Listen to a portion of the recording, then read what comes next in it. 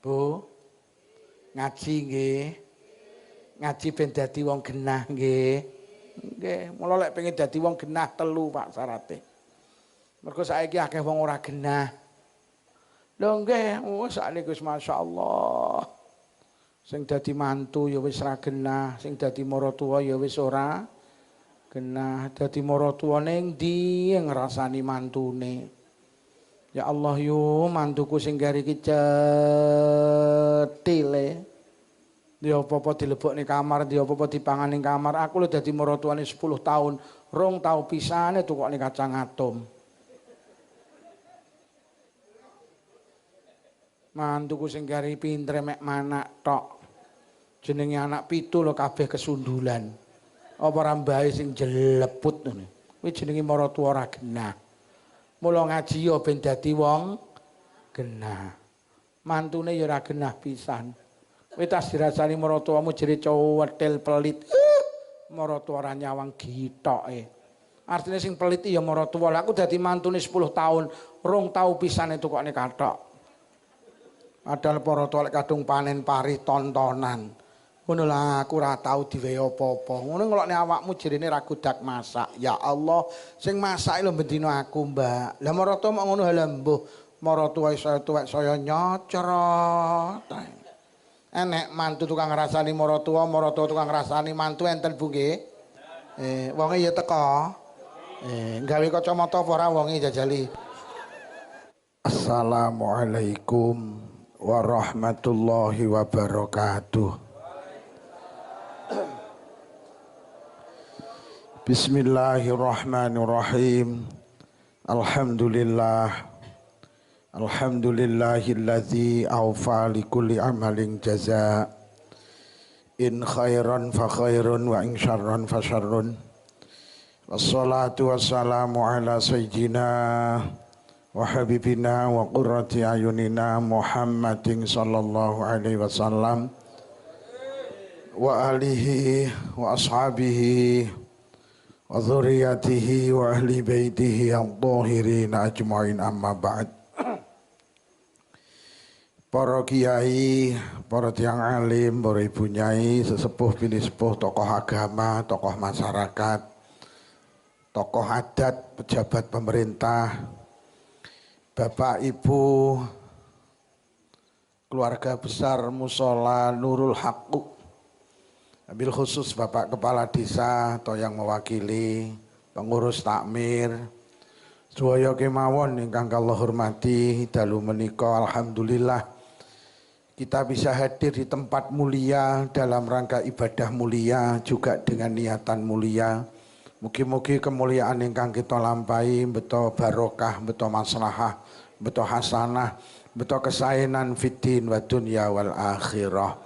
Sholawat ma'asalam mugi tansah kunjuk wonten ing arsa dalem Rasulullah. Rasulullah sampun mulang kita supados urip kita barokah, selamat donya ugi selamat wonten akhirat. Kula saking Ploso Selopuro Blitar dipun timbali kapure sowan wonten majelis menika, derek-derek nambahi jangkepi genepi hajat panjenengan.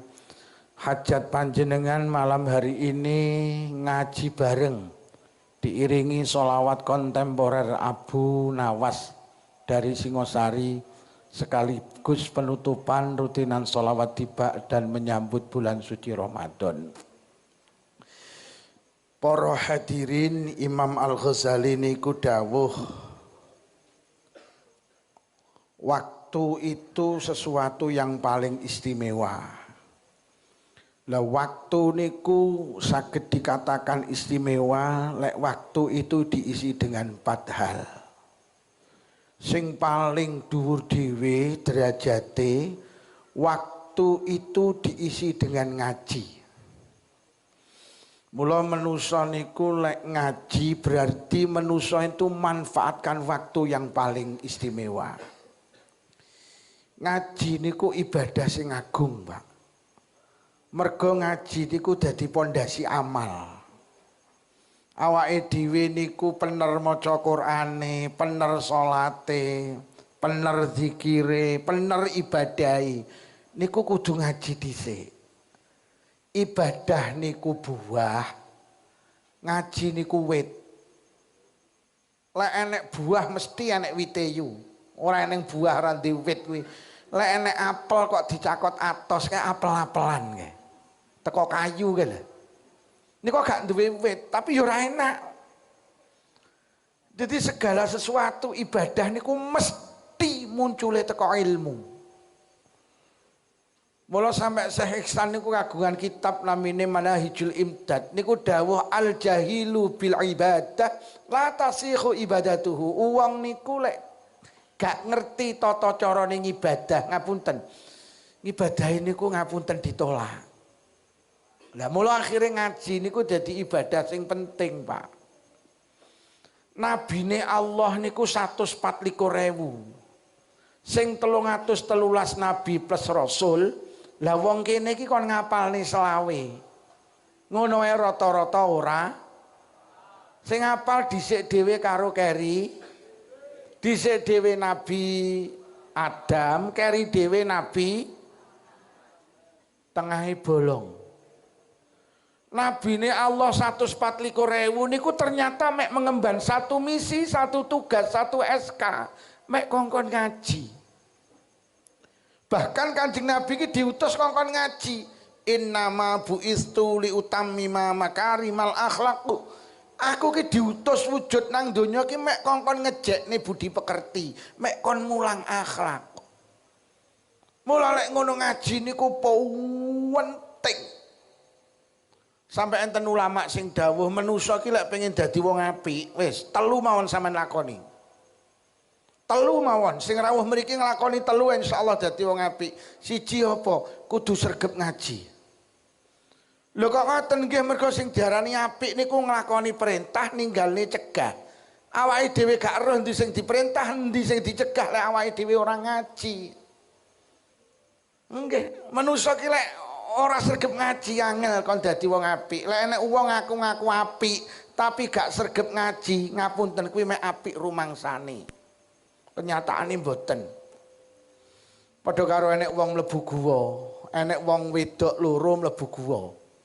Sing pertama mlebu beleng, teko tengah guwa krana peteng dedet enek swara ngeong. Metu teko guwa langsung cerita, ya Allah yu, aku mau kaget ning jero guwa petuk kucing. Wong wedok sing kedua mlebu beleng, ning jero guwa peweteng dedet. Dumadaan enek swara ngeong. Krana wong sing kedua ki nggawa lampu senter. Akhirnya disenteri mak piar, ya Allah yu kowe mau tak anggit kucing. Lah tibakne yutun ngising ning jero guwa. Metu teko guwa langsung cerita, ya Allah aku meneng jero guwa kaget tak anggit kucing tibakne yutun. Kejadiane padha, wektune padha, tempate padha, kesimpulane mboten padha, Pak. Sing sitok ngwengkel ning jero guwa kucing, sing sitok ngwengkel ning jero guwa yutun. Sing ngengkel kucing ya ngengkel, rumangsane ya bener. Lah apa kupingku ora iso bedakne lek kemo jelas suarane kucing. Sing iki mau ya ngengkel, kowe iki ora percaya ta wong aku iki jan tak senteri iki lho. Wong tak takoni yu sing muni ngeong awakmu, heeh. Aku ki roh wong ndodok kathoke pingi aku roh. Loh, kenapa mereka berbeda kesimpulan? Sitok penyebabnya, sing sitok nggawa lampu senter, sing sitok mboten. Lah Kanjeng Nabi dawuh, al ilmu nurun, ngaji kuwi gawe lampu senter. Wong urip ning donya lek ora sregep ngaji kaya urip ning petengan gak nggawa lampu senter. Engko lek nyimpulne masalah sering kali keliru. Mula temane jan tepak ngaji bareng iki pancen yo ngaji iki penting. Wong enek wong ditakoni soal padha, ngapunten Pak urung kepara kok jawabane padha. Mbak nyapa, aku duwe masalah. Piye masalahmu? Ngene lho, aku ki duwe pacar. Pacarku ki jenenge Solikin. Aku karo Solikin iki gadung janji sehidup semati, tapi bapak karo ibu gak oleh. Karepe bapak karo ibu aku kon rabi karo Solekan. Lek cara pendapatmu piye Mbak? Lek cara aku lho zaman saiki duduk zaman Siti Nurbaya. Saiki lho zamane Siti Badriah. Ya lek zaman Siti Nurbaya rabi kudu manut wong tuwa, tapi lek zaman Siti Badriah rabi kudu karo sing kok demeni. Lah kowe seneng karo Solikin ya rabi ya karo Solikin. Wong sing arep rabi awakmu sing demen ya awakmu. Lha tapi bapak ibu gak setuju ki piye Mbak? Alah gampang, jangan minggat telak wis. Akhirnya takon jenengan yu, krana jenengan sregep ngaji. Mbak, sama ini tak sawuk sregep ngaji tuh. Kowe golek wong sregep ngaji sak Mojosari ra nemu kowe. Wong sak Mojosari paling sregep ngaji ki aku, tenan. Muslimat melu, fatayat melu, RT RW melu, desa melu, kecamatan melu. Aku lek ngomong ngaji, sregepe masalah. Piye masalahmu ngene lho, Mbak? Aku kan duwe pacar, pacarku jenenge Solikin. Aku harus Solikin kadung janji sehidup semati, tapi karo bapak karo ibu gak oleh. Karo bapak ibu aku kon rabi karo Solekan. Padahal aku gak seneng lho Mbak. Cara pendapatmu piye? Lek cara aku manuto bapak ibumu. Lho kok ngono Mbak? Iya, mergo Rasulullah Kanjeng Nabi ki wis dawuh, ridallah fi ridal walidain wa suktullah fi suktil walidain. Ridone Allah ki dideleh nang ridone wong tuamu. Murkane Allah dideleh nang murkane wong tuamu. Kowe rabi karo Solikin kowe seneng, tapi bapak ibumu gak lilo, tak dudui. Sing duwe jagat lho melu gak lilo. Kowe rabi karo Solikin kowe seneng, bapak ibumu gak lilo. Woh, tak jamin rumah tanggamu gak barokah kowe. Mergo gak dililani wong tua, gak dililani Gusti Allah. Kowe rabi karo Solekan kowe gak seneng, tapi bapak ibumu lilo, tak dudui Allah melu lilo, tak jamin rumah tanggamu barokah. Dadi piye Mbak? Rabi karo Solekan, rabi karo Solekan, wong tuamu lilo, demi Allah, Allah melu lilo. Lah tapi Solekan ki ra patek ganteng lho Mbak. Halah. Ganteng karo ora ki mek masalah lampu. Angger lampune kok pateni, Solikin karo Solekan padha. Bu. Bapake cah-cah sing wis rada piye ngono engko bengi lampune dipateni ya Bu ya. Yah kowe kok nyolot tuwek nyolot ngene to ya, tak paten. Siji ngongkon rabi karo Solikin berdasarkan zaman, siji ngongkon rabi karo Solekan berdasarkan pemahaman ilmu agama. Wong niku siji ilmu, siji pola berpikire, Pak. Mula manusa ki kudu sregep Mula Kanjeng Nabi dawuh mayyuridillahu bi khairan yufaqihu fiddin. Wong lek karo Allah arep didadekne apik, tandane wong niku diparingi seneng ngaji. Wong ki ngapunten lek wis karo ngaji gak seneng jangan harap menjadi manusia baik. Mula tak peseni sing duwe putra niku kudu ngaji ben dadi putra sing salihah. Bu, putrane kon ngaji. Putrane kon ngaji. Lah diomongi mek mendeli. Putrane kon ngaji. Lek iso dipondhokne, teng mriki enten pondok to? Ora sah tenan anak ki lek ning pondok siji salate terjaga. Wis. Sampeyan titipne Mbah Yai iki lho, ora sah ngoprak-ngoprak salat, kok ben doprak-oprak kiyaine iki lho. Sampeyan anak ning omah salat tok i playon tak mung. Nggih napa nggih? Nomor loro anak ki lek ning pondok untunge apa? Kluyurane terkendali. Wis anakmu ora kluyuran, saiki ora mondok kok cekeli sepeda motor, kok cekeli HP, entenono ae. Lho tenan Pak, zaman wis kaya ngene kok anake ora ngaji to. 10 pelajar putri di kota besar itu 6 wis hilang keperawanane, Pak. Saiki iki data iki. Di sampe nek tindak ning kutha gedhe mbuh Malang niku kutha gedhe apa ora? Lek nek cah wedok 6 mlaku nying 6 nak rawan pisan. Nying 4 cek perawan, cing 6 wis tau nyak wisan. Lho, sapa muni kok roh? Iki data, Bro. Lho nggih, saiki anak cekeli motor, cekeli iki iya wis. Nah, lek iki jane ra kena disalahne Bu, wong iki HP lho. Aku lek nek kiai muni HP setan gepeng iki ora cocok aku. HP kok setan gepeng. HP ki manfaate gede iki. Saiki lho ning Mojosari ki wong mati wis ora enek sing layon-layon kok. Biyen nek Mojosari wong mati sing mlayu rono, saiki ndak enek sing mlayu-mlayu HP, Pak. Lho kok krungu yo mangu ning grup diomongne lho lak tenan to. Manfaate gede iki. Sampeyan gak ketemu dulur puluhan tahun iso nyambung neh liwat HP kok. Sampeyan saiki takon agama iki lho Pak liwat HP iso dijawab. Bagaimana hukum akikah anak laki dengan kambing satu? Dijawab, Pak. Sampeyan nulis ayat kutiba alaikumusiyam diterusne karo HP sak artine sak asbabun nuzule sak kesimpulane iki lho HP kaya ngene iki lho. Sampeyan saiki arep gawe jajan ora usah tuku buku resep, ora usah HP. Bagaimana cara mengolah ketela? Kok ketik celek muncul nomor 1 jemblem. Getuk utri HP. Nek kula ngaji teng pundi-pundi niku apa tahu Pak wonge mara jarang, Pak. Kula wau dalu nembe king Kalimantan nembe wangsul. Kula jane ngaji teng mriki mboten purun jane. Mergo kowesel tas kok Kalimantan. Nembe wangsul Kalimantan wau dalu isuk isirku tak getauru sampai bengi dipowek sorene. Embuh tanggung jawab apa ora sing meksa iki nggo.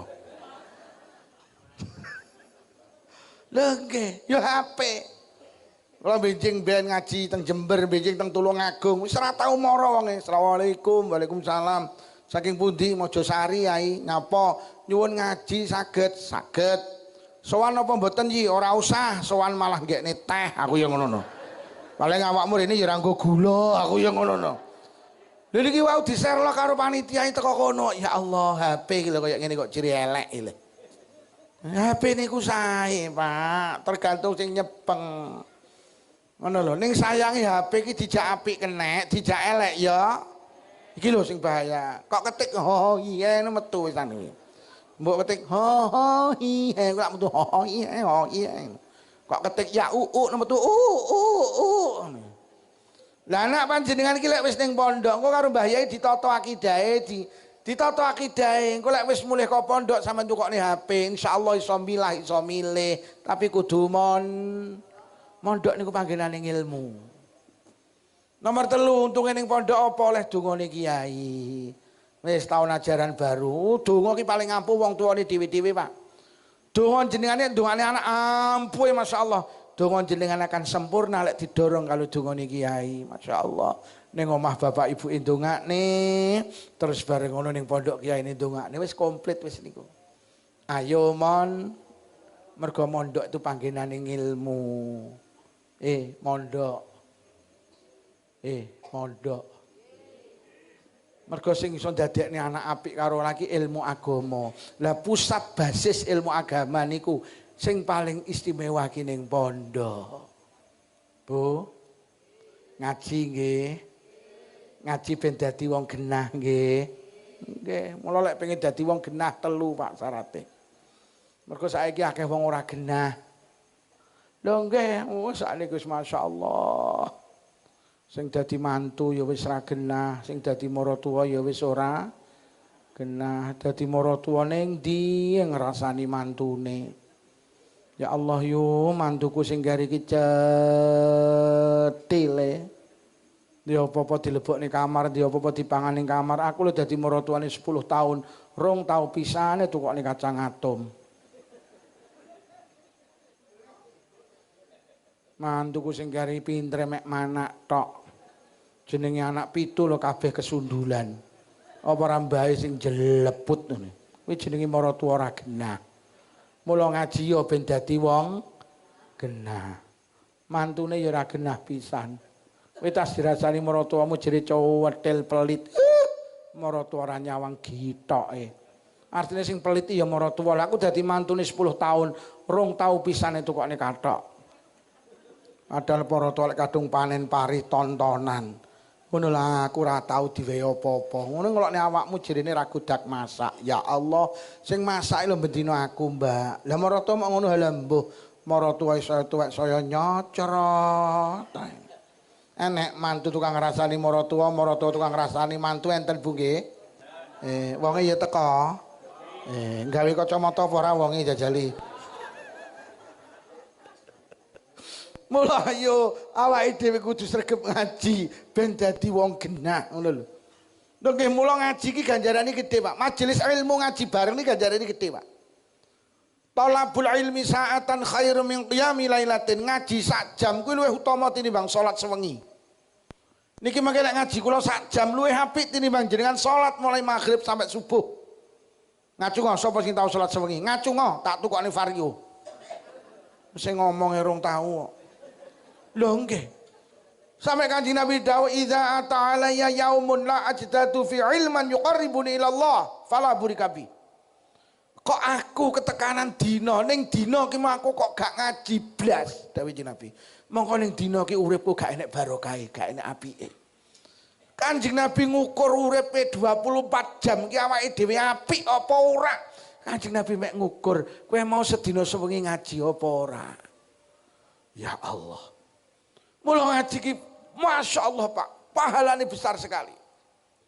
Sampai wonten setunggal hadis sahih. Dawuhe Kanjeng Nabi inna lillahi malaikatan sayaratan fadlan. Allah ki duwe malaikat sing bendina niku mlaku-mlaku, Pak. Bendina mudhun kok langit niku mlaku-mlaku ning langit donya niki. Goleki wong-wong sing ngaji, Pak. Goleki wong-wong sing sholawatan, goleki wong-wong sing tibaan, goleki majelis-majelis zikir, Pak. Engko lek wis petuk malaikat ki mandhap terus ngubengi majelis niku, Pak. Dadi teng mriki niku enek pas pampeng, pasukan pengaman pengajian. Niki wonten enek malaikat-malaikat hadir, Pak. Nalikane pengajian niki mangke bubar, mongko malaikat bubar munggah nang langit. Teko langit dilalai niki mangke panggih Allah ditakoni ya karo Allah ya malaikati min aina jitum. Hei malaikatku teko ngendi awakmu ki mau? Kula niki wau saking Mojosari Gusti. Mojosari ndi Kepanjen Gusti. Kepanjen di Malang. Enak apa ning kono ya Allah. Wonten majelis ilmu, wonten ngaji bareng. Bahas agama panjenengan, bahas nyucekne panjenengan, mulyakne panjenengan. Sing ngaji kawathah Gusti. Pak Lurah dugi Gusti. Nyumbang apa ora duka Gusti. Pak Lurah sing pundi niki kula. Oh, Pak Lurah ini. Ora lho malaikat wong sakmono kae ning Mojosari kok nekani pengajian lho sing dipingini apa? Ki udan-udan kok teko nang pengajian sing dipingini jannatuka ya Rabb. Swarga panjenengan Gusti, ya Allah. Malaikat kok ya cuwerdas. Langsung mawon dicegem sing dipingini swarga panjenengan. Bu, mumpung malaikat durung munggah tak ikrarne. Sampeyan pengin swargane Allah napa mboten? Pengin. Pak, jenengan pengin apa mboten? Mumpung malaikat rong munggah. Wis to, pokoke muni pengin ngene. Senajan awake dhewe iki jane lek jujur ora pantes mlebu swarga. Lho wong sing mlebu swarga iki wong sing demen karo Gusti Allah kok. Seneng karo Allah. Jenengan karo Allah nggih seneng Bu nggih? Sampeyan berarti cinta ning Allah nggih? Iya Allah. Njajal tak takoni jujur. Wong cintai kan yo perlu dibuktikan to. Enek wong muni I love you kok nukokne pulsa ora tau ya jan. Lanang opo ya. Panjenengan kok ngaku muni demen kali Allah jujur teng dalem panjenengan bar maghrib suara TV karo suara ngaji kathah pundi? Suara TV karo suara ngaji kathah pundi? Lha jere demen Allah. Berarti ngapusi iki. Ngisi kotak amal karo ngisi pulsa sregep pundi? Allah, ya Allah. Bu, maca WhatsApp karo maca Quran sregep endi? Jere demen Allah. Jujur Bu, teng dalem jenengan ruang tamu karo kamar sholatan apik endi? Iyalah, jere demen karo Allah. Kamar sholatan diseleh mburi dhewe cedheke kandang sapi ya Allah. Dapak di keramik blas. Ngono kuwi ya enek klosone tapi wis bodol-bodol. Kayak ngono kuwi ning kamar salatan enek centelane ya Allah kathok beha androk dicentele ning kono ya Allah. Sama ning kamar tamu ngoten nyentelne kathok wani ora yo. Tapi lek ning kamar salatan kok wani. Padahal iku kamar kangge komunikasi karo Allah lho ya Allah. Kadang anake takon, "Bu, apa memeane pun garing lho Bu, salah pundi?" Kamar salatan. Jadi sembah Bu karake pun garing salah pundi kamar salatan. Kamar paling apes sih kamar salatan. Sampai kula nate dolar gini dulur kula iki lah kok sanyo ki seleh kamar salatan to Pak. Lagi kene maca Fatihah kok sanyo ini mak nging. Aku lang tak batal kurang ajar ya. Nggih napa nggih. Awake dhewe lek ngomong ni demen karo Allah nu sajake ora patek pantes ngono. Pak sampean mau ya muni demen karo Allah. Aku tak takon jujur. Lamun dina iki sampean panen pari 2 ton. Sampean PP nang Baan jam 7 sampai jam 12 panas sampean nyekeri gabah. Akhirnya kesel jam 12:30 sampean sehari. Angker lek turu. Lah kok moro-moro ki tangi ki jam 2:30. Mendung peteng, ate urung salat zuhur. Lek ditinggal salat zuhur gabah iku danan, lek ditinggal ngentasi gabah zuhure sing ngucul, ngentasi gabah apa zuhuran? Biyo. Lah gabahe karo pangerane diapet gabahe ngene kok muni demen aku. Lah piye lek ditinggal ngentasi gabah zuhure ucul, ditinggal zuhuran gabah iku danan. Pra ya milih ngentasi gabah. Berarti padha karo aku awakmu. Lamun jenengan Jumatan Pak, ning sak panjenengan nek dhuwit 4 lembar, sing sak lembar 1.000, sak lembar 50.000, sak lembar 20.000, sing sak lembar 1.000, sing dilebokne kotak amal sing pira Pak? Alah. Ora sing 100.000. Lho jadi demen Allah.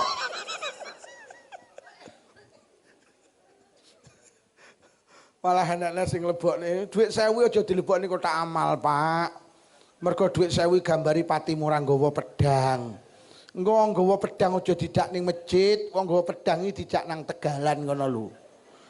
Sing dijak ning masjid lho rungokno sing kuplukan lho Pak Karno karo Pak Hatta, mula karo Menteri Keuangan gambar duit 100.000 dikai gambar wong kuplukan, kuwi kon ngejak ning masjid. Lho malah sing dijaki sing nggawa pedang akhirnya dilebokne kotak amal mbacoki kancane malah. Kaya ngono kok ngaku demen Allah iki lho. Lho nggih, apa meneh ibu-ibu lek arep mlebu swarga iki dawuh Kanjeng Nabi angel.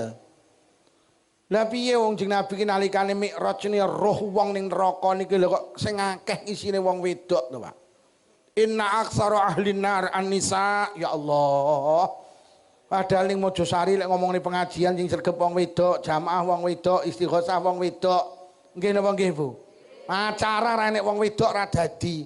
Muni kadang kula ya Allah, mula teng hadis niku langsung diprotes Kanjeng Nabi. Lho Kanjeng Nabi, wong wedok sregep ngibadah kok kathah sing mlebu neraka Kanjeng Nabi. Napa sebabe? Iya, wong wedok lek ngomong ning ibadah, wong lanang kalah.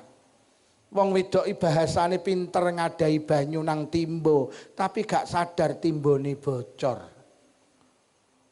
Lek ngomong ning ibadah sregep wong wedok, tapi lek ngomong ning mempertahankan ibadah, mempertahankan kebaikan, niku cek pinter wong lanang. Lho nggih, wong wedok niki gak napa niku dawuh Kanjeng Nabi akeh sing mlebu neraka niku mergo siji terlalu banyak komentar niku lho, Pak. Kakean rasan-rasan.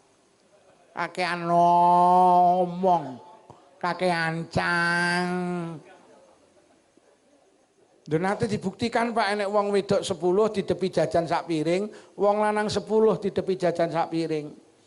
Wong wedok lho, wong wedok 10 lagi nyekel jajan wis ngrasani ora gelem mekar ya.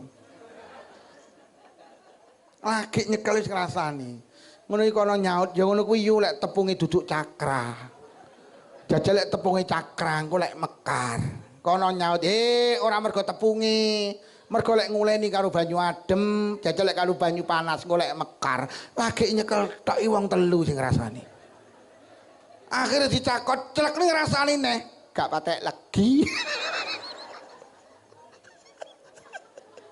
Ya ngono gawe to. Ana nyaut ya ngono kuwi yu lek gulane sing putih kae. Ya lek gulane sing buluk lak legi, gula putih kuwi murah kuwi yu. Ana nyaut ya ngono kuwi yutun pelite masalahnya. Jajan dipangani wong 6 sing rasani. Sampeyan roh wong lanang 10 di tepi jajan, ora nek sing mikir mekrok mekret mekat wet langsung bar ngono cek malah bener ya iki sing jenenge an-nadzafatu minal iman, kebersihan ini sebagian dari iman lho malah ganjaran. Lho nggih tenan Pak, pancen wong lanang iki pinter njaga lisan. Lho jenenge wong wedok lho lek ngomong yasinan, tahlilan, kalah wong lanang Pak. Jumlahe ya akeh, wektune ya dawa, zikire ya banter. La ilaha illallah, la ilaha illallah. Ngono ki lagi mari yasinan mulih. Metu teko gawangan wis ngrangkul kancane. Ndak cocok. Omahe apik, tingkat tumpakane mobil, ngopeni yasinan mek pecel. Tandinge muni ya ngono kuwi ritek sambele sengak. Lagi zikir metu wis ngrasani sing di omah. Sampeyan roh wong lanang yasinan mulih yasinan ngrasani ra enek. Lah nyapa? Lah cangkeme ngemut rokok. Masa iso mulih yasinan ngrasani mergo ngemut rokok. Ngono lho rokok kok diharamne. Rokok iki malah ngrekso ngrasani. Mulai ibu-ibu bar pengajian ndak pengen gak ngrasani ngerokok. Mula wong yasinane wong wedok ya utuh, apa wong lanang ki ya utuh mari tahlilan. Nek cangkeme mutno. Lah nek wong lanang karo wong wedok iki budal buwuh. Mriki buwuh napa becek? Becek nggih paham nggih. Budal becek sing wedok digonceng teko lokasi becek sing lanang pinarak ngene sing lanang, sing wedok pinarak ngene sing wedok. Mari ngoten diaturi kon dahar, mari dahar kondur mulih. Sing lanang becek 50, sing wedok 30. Metu teko terop sing digawani jajan, sing lanang apa sing wedok yu? Ngono ki bojone sampean ya komentar. Mboten padahal becek 50 tok. Cara wong kuwi kenyih kakan komentar, sing rewang kok goblok men aku becek 50, bojoku 30. Meneng Pak, wong lanang pinter jaga lisan kok. Akhirnya mulai sing wedok digonceng numpak sepeda motor. Ya Allah, urung teko omah wis ora kanten. Lha kok jajan iki lho kok dirogoh diitung to. Nyi noyo telu. Lha kok muni ngene sing lanang, ya mek telu. Berarti aku becek 30 jajan sitok ki 10 ya. Sing lanang komentar ora wong dalane Mojosari angel kok. Ora jawab blas, jawab tiba. Malaikat ning langit krungu ya Allah yu becek 30 kok gawe ngrasani coret sing 10 kari rong. Mulih teko omah sing lanang pinarak nang ruang tamu, sing wedok nang kamar. Anake mlayu ngene bapake, "Yah, apa mantene ayu apa ora yah?" "Oh, aku ora roh. Aku nang ngadoh karo dekor." Melayu ngene ibuke, "Bu, mantene ayu apa ora, Bu?" "Mantene jane ayu, Nduk, tapi sing macaki ndak iso, rupane malih kaya kokok beluk." Malaikat ning langit krungu, "Ya Allah yu, sedekah 30 kali 20, gak kok eman-eman coret sing 10 kari 10." Anake nerusne, "Sapa sih Bu sing macaki?" "Yalah iku salon Mojosari iku lho. Ndak godak macaki larang." Malaikat ning langit, "Ya Allah yo, kari 10 gak kok eman coret sing 10, becek 30 ganjarane entek, sing lanang becek 50 ganjarane utuh." Bu, sing pinter jaga lisan nggih. Sampeyan tak kei resep aja gampang ngrasani. Piyambire gak ngrasani, sampeyan jagongan nang emperan wong 5. Kok maune nyeritakne anak.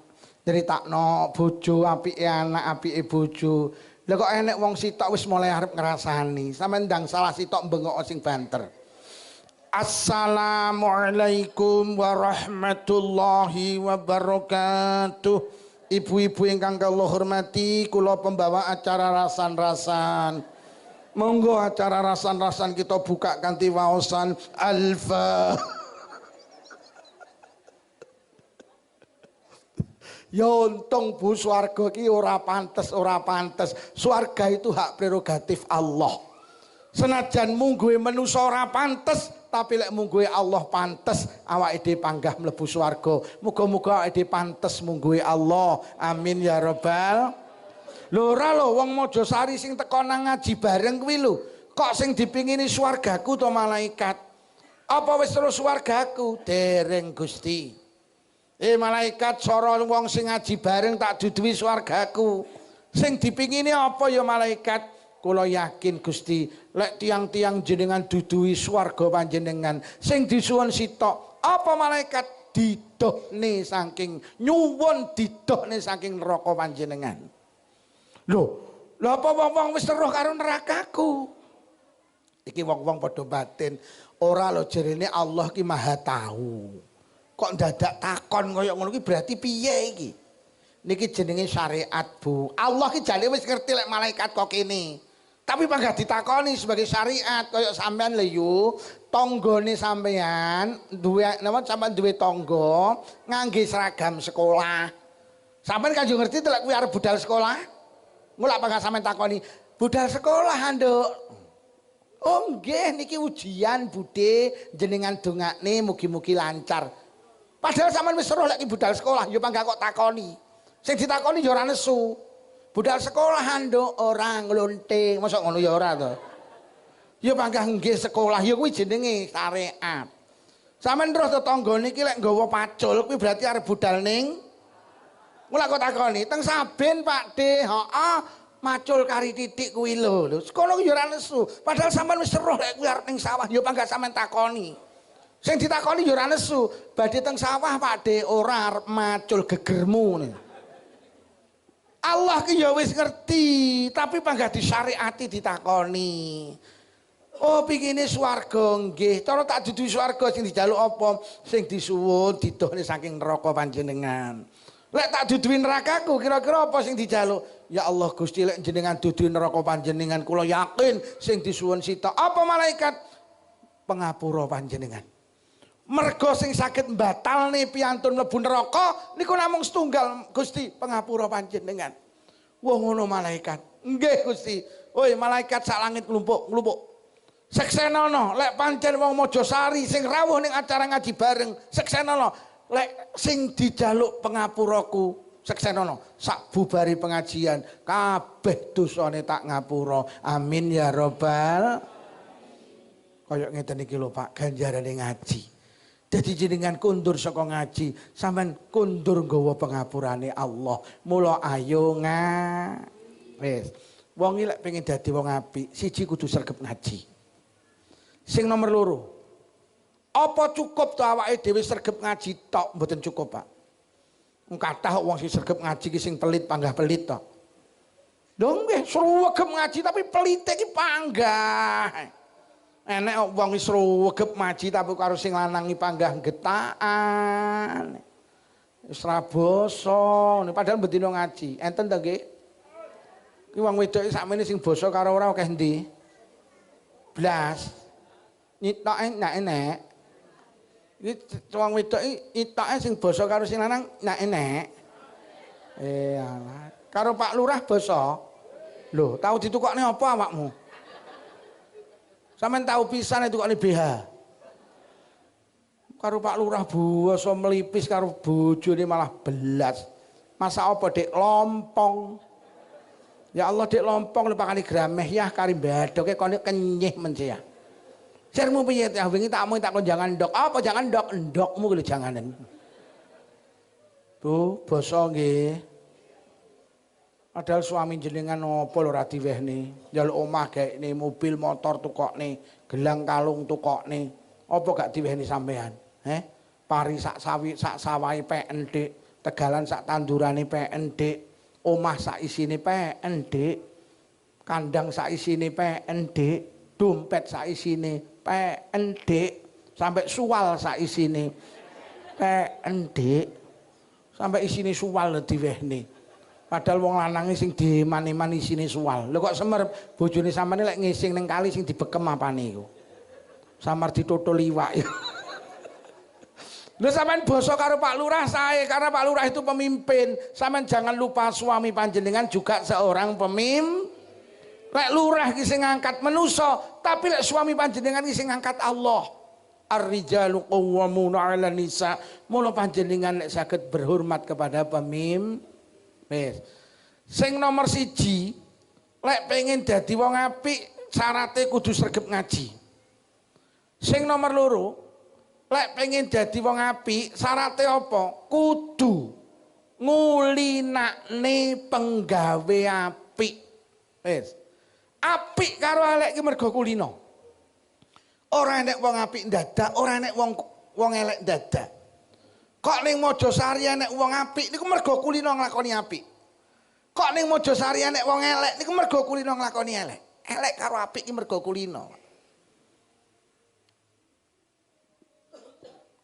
Sing doyan rokok karo gak doyan rokok kuwi penyebabe padha.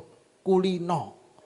Bapak-bapak seneng rokok mergo kulino ngrokok, ibu-ibu gak doyan rokok mergo kulino ora.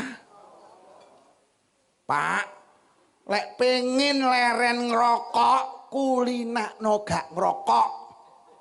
Bu, lek pengen seneng ngrokok kulinakno. Kula niku dulu mondok teng Jampes perokok berat. Tahun 93 ibu kula sedo, tahun 97 bapak kula sedo. Kula jek ning pondok ngerokok, zaman semonten rokoke bentul biru, Gus. Akhirnya bapak sedo, ibu sedo, kula wangsul ning Jember tahun 98. Kula diopeni bulik kula mulih ki ngerokok. Bulik kula langsung muni, ya Allah Lukman, bapak ibu wis ra enek. Bulike mbantu ning pondok direwangi adol kambil, adol sepet. Lah kok kowe kok enak men ngerokok. Langsung Pak, rokok ning cangkeme tak cekel cek. Tak ceblok nih, mulai saiki ra kere ngerokok. Ke tahun 97 sampai 2025 berapa 28 tahun ngapunten kula wis ora ngerokok. Ya ora masalah mergo kulino ora. Bu, komputer angel apa penak, laptop angel apa penak? Angel mergo sampean ra kulino, lek sing kulino penak. Sampean gak iso laptop mergo ra kulino, lek sing kulino penak. HP Android angel apa penak, Bu? Iki lho sing tuwek-tuweki, HP Android iso apa ora iki? Iso apa ora lek iso PN? Lah nyapa ki gak iso mergo gak ku jajal sing nom-nom. Pak Lukman kula PE menyuk men we. Lah awakmu kulino. HP Android ki ibu-ibu sing sepuh gak iso. Mergo gak kulino. Lek sing kulino. Manusa ki lek pengen dadi wong apik tenan, Pak. Tenan. Apik karo elek mergo kulino. Lho Pak, peda pancal ki angel lho, Pak. Peda pancal kok ditumpaki wong dideleh tok ambruk kok. Lho, peda pancal kok sampean deleh tok ambruk, aja dijagang lho. Tapi nyapa sampean tumpaki kok malah ora ambruk mergo kulino. Nyetir mobil ki angel, Pak, wong bane ra ketok kok. Loh, tapi nyapa sampean kok sakit mergo kulino. Bu. Bahasa Arab ki angel apa penak? Angel apa penak, Pak? Angel sampean ra kulino. Lek kulino penak, niki sampean tak ceritani, paling sampean gak percaya ini kisah nyata. Kula nembe mawon teng Mekah. Ya Allah ning Mekah iki ya Allah, cah cilik-cilik lah kok pinter bahasa Arab to.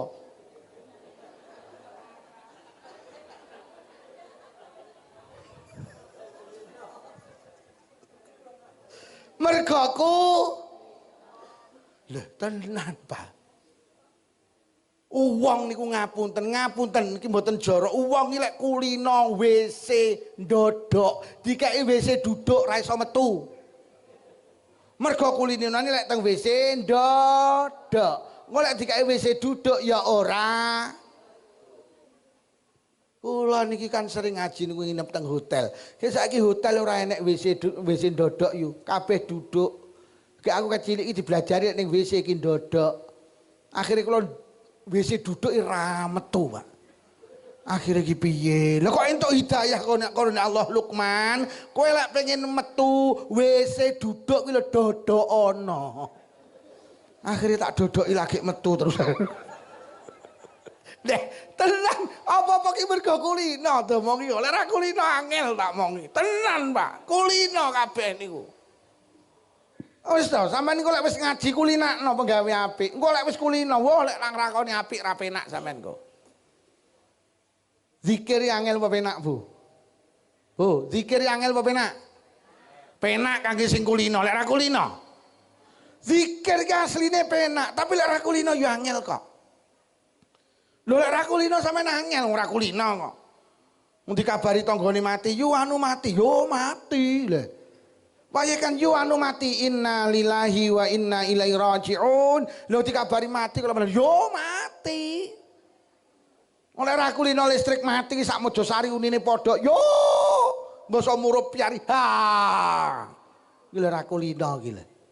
Mesti listrik mati inna lillahi wa inna ilaihi rajiun, listrik murupiar alhamdulillah. Loh, ibadah ki keterampilan, Pak. Ibadah niku keterampilan. Wong lek kulinone arep maem bismillah, kok arep maem ya bismillah. Mari maem ya alhamdulillah. Lek kulino ora iso. Wong arep maem niru cocok kentaki wet. Bar ya alhamdulillah malah pedes. Mergo raku kulinakno ngimami salat ki tulung sing ngimami salat. Bar salat iki sampean kulinakne lek zikir ki rasah kesusu. Ora usah kesusu, diterampilni. Mulai wis kulino, penak sampean. Subhanallah, subhanallah, subhanallah, subhanallah. Digenahne sampai ping 33. Lagi pindah. Alhamdulillah, alhamdulillah, alhamdulillah. Lagi pindah ping 33. Allahu akbar, Allahu akbar, Allahu akbar. Sampeyan kulinakne. Ora usah kesusu. Lah sing kathah musala masjid iku tak ematne iki kabeh kulinane kesusu. Genah awale, engko akhire ilang. Subhanallah, subhanallah, subhanallah, subhanallah, subhanallah, subhanallah, subhanallah, alhamdulillah, alhamdulillah, alhamdulillah, alhamdulillah, alhamdulillah, dolah. Allahu akbar, Allahu akbar, Allahu akbar, Allahu akbar, Allahu akbar, Allahu akbar, Allahu akbar, bar. Iki jane zikir apa? Iki mergo kulinakne iki ya ngono kuwi. Ora usah kesu ditung ping 30 dikulinakne. Sing trampil iki ngono kuwi. Subhanallah, subhanallah, subhanallah, subhanallah, ilang terusan tularane. Zikir la ilaha illallah niku dikulinakne lame rada dawa to lah wong kuwi bacaan mad jaiz mungfasil. La ilaha illallah, la ilaha illallah enek dawane. Wadang wis kesusul la illallah, la illallah, la illallah, la illallah, la kadoani suarane ganti kalakil. Niki ya mergo kulino kuwi mau lho. Bu. Nabuh ngene iki penak napa angel, Mas? Mas, sing tukang nabuh iki angel apa penak? Penak mergo sampeanku lek ra kulino. Aku nyekel gitar gak gudak belas main gitar. Nak kulino. Bu. Dikulinakne zikir nggih. Kesandung innalillahi, numpak beda motor bismillah, mudhun kok beda motor alhamdulillah. Lho nggih, Pak, sampean kulinakne. Aja gelem zikir lek nek lindu tok. Wah nek lindu sak Mojosari la ilaha illallah, la ilaha illallah, la ilaha illallah. Kok lindune kalem zikire kalem la ilaha illallah. Lindune mandek lho kok mandek to. Bareng coba yo lindu la kuwi jenenge zikir cap lindu, gelem zikir lek enek. Sampeyan kulinakne Pak, dawuh Kanjeng Nabi istiqomah. Tenan. Wis to wong lek kulino zikir, gak zikiri gak penak. Mas, Pak, misuh angel apa penak? Penak kangge sing kulino, lek ra kulino. Misuh ki penak tapi lek ra kulino angel njajal ibu-ibu kon misuh. Ora iso mergo raku. Njajal sing kulino, kesandung titik ya cuk ngono. Cuk iki mergo kulino. Sampai pengajian iki dipisuhi kowe dek iki ana pengajian ndak nyanyi nuk endi se cuk ngono. Iki lho. Wong lek kulino misuh ra misuh ndak penak, Pak. Wong lek kulino zikir ora zikir ya ora. Wes, lek pengen dadi wong apik tenan, ngulinakno penggawe apik. Apik karo elek mergo kulino, wis tak duduhi. Nyapa to Allah nggih bulan Ramadan. Janjine Allah ya ayyuhalladzina amanu kutiba alaikumusyamu kama kutiba alal ladzina min qablikum la'allakum tattaqun. Wong sing padha iman diwajibne awakmu kabeh poso Ramadan kaya wong biyen poso la'allakum tattaqun. Awakmu ben dadi wong takwa, ben dadi wong apik. Allah ngongkon awake dhewe berubah dalam waktu 1 bulan. Agar apa? Agar terbentuk karakter takwa. Mula nang bulan Ramadan awake dhewe dikongkon nyegah ngrasani mitnah maido. Niku mek kon ngulinakne. Lek sampean saulan kulino ngempet gak ngrasani, bulan setelah Ramadan abot arep ngrasani, Pak. Jadi Ramadan itu diciptakan karo Allah kanggo apa? Kon ngulinakne penggawe apik, mula sampean lak direksa to. Dipangi ngrasani ngelokne maido mitnah. Sampeyan lho posone saulan, Pak. Lah nyapa kok poso saulan? Nggih, karepe Allah lek wis sampean kuat poso saulan, kulino poso saulan, engko lek 8 dina lak kuat sampean. Lho kok 8 dina Pak Lukman? Lek wis poso Ramadan, kongkon ngulinakne poso Senin Kemis, wis. Pendak Senin Nyenen, pendak Kemis. Senin Kemis, mek 8 dina, Pak. Awake dhewe iki sering kali bohong, wong saulan kuat lho, kok 8 dina ora kuat to. Wong pas dilatih saulan. Karepe Allah boleh wis kuat saulan, Allah mek njaluk kon ngulinakne 8 dina. Tarawih wong NU niku 8 pinten Pak? 23 rakaat. Wis. Nyapa awake dhewe kongkon tarawih 23 rakaat. Engko lek sampean salat qobliyah ba'diyah, lek wis tarawih kuat, qobliyah ba'diyah kula enteng.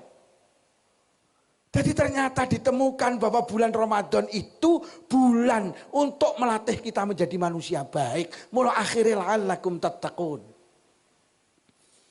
Lah sing enek ning uteke awake dhewe Ramadan iki digawe ibadah musiman.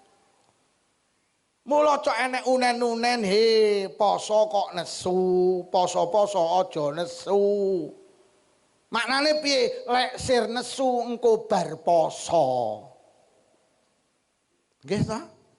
Poso-poso kok ngrasani.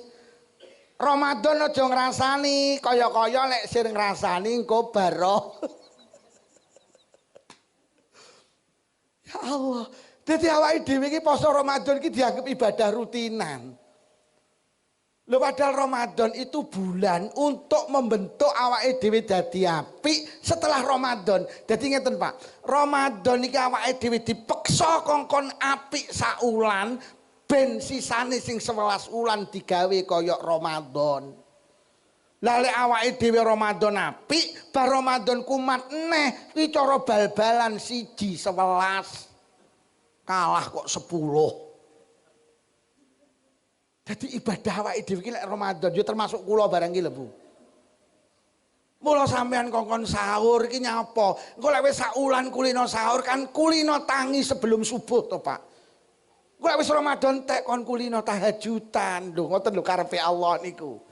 Dadi wong iki kon meksa saulan ben sisane sing 11 wulan dadi apik. Lah awake dhewe kuwalik sing saulan apik, bareng ngono sing 11 wulan kumat neh.